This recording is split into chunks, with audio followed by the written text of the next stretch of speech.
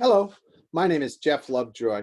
I'm a certified business coach with Action Coach, which is a worldwide franchise organization with 1,000 coaches coaching anywhere from 15,000 clients a day and helping them to grow their business and to overcome the obstacles that stand in the way of that growth.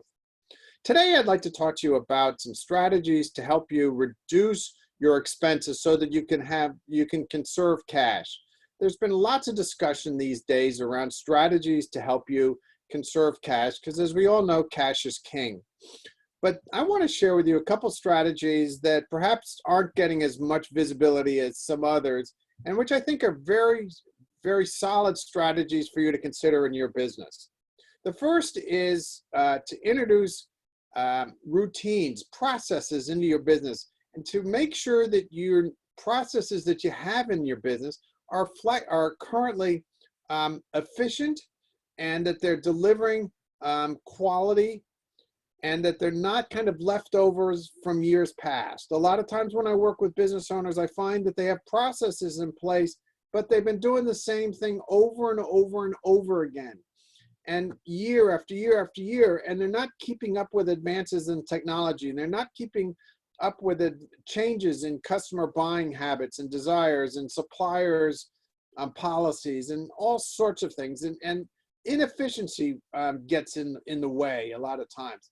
So what I would encourage you to do is to take a look at all the processes that you have in place and make sure that they are maximized for efficiency, and also look at those areas of your business where you don't have processes in place and think about how a process should be installed in fulfilling that task. Whether it's an accounts payable, accounts receivables, your sales process, your employee evaluation process, your whatever it is. The businesses that can effectively introduce processes into their routine tasks achieve so much more because they have one way of doing things, and it's proven to be highly effective, as opposed to those organizations that don't have effective processes, and they're wasting time. They perhaps have overlap in terms of responsibilities, and things don't run as smoothly as that organization that is really clear and efficient in its processes. The second idea is to look at utilities. I've talked to some business owners recently, and they have never thought about looking at things such as their phone bills.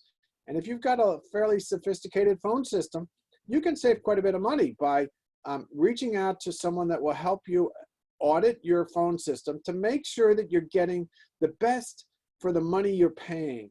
In many cases, you don't need what you're paying for. And these auditors can help you understand that, and will recommend to you some service providers that can provide exactly what you're looking for. And the best thing about it is that these guys are usually free. They get paid by the phone company. So if you know of people, I would encourage you to reach out to them. If you don't, give me a call or send me an email. Phone call is 404-444-1836. And my email is jefflovejoy@actioncoach.com. All right, now let's move on to the third idea. And this is probably a pretty obvious one, and that is to get rid of any luxury items. You know, I am telling business owners these days to stop paying anything that's non-essential. You know, there's a tendency right now for business owners to go in and slash costs across the board. And I think they're doing their business a huge disservice by doing that, because sales and marketing is imperative. And you need to grow your way out of this current situation. And by cutting back on sales and marketing, that's not going to give you the resources you need in order to grow out of this current situation. But there are lots of expenses that you have that you can look to cut back. And those are primarily the non-essential expenses. Luxury items, maybe, luxury expenses, Jeff.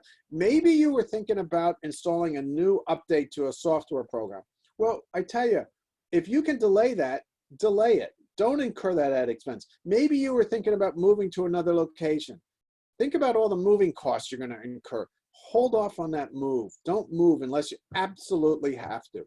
And look at all your other expenses and see what ones are really not essential, not necessary, and those are the ones you need to look at cutting. An example is overtime pay. Stop paying overtime. Restructure your labor force or the hours so that you're not paying people more than 40 hours a week. As you know, overtime is extremely expensive. So cut back on that and introduce incentives to your employees as a way to kind of help them identify ways that they can be working more efficiently, more effectively to get the work done that they're doing now, but in 40 hours versus 40 plus hours. Job descriptions are another one. You know, when was the last time you looked at your job description for all your positions? Now is a great time to do that.